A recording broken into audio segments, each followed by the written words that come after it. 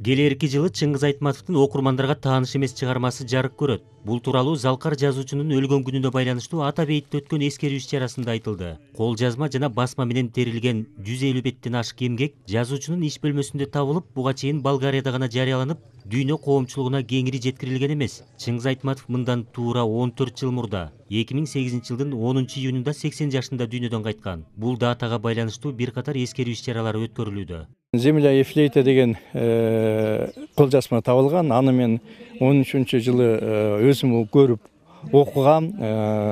144 бет машинкага басылган. Андан тышкары 20 беттен ашыгы колжазма менен жазылган эле да. Болгарияда 72 жылы журналда, анан кийин 74 жылы Народное творчество деген басмадан Айтматовдун избранный ишка ошого кирген.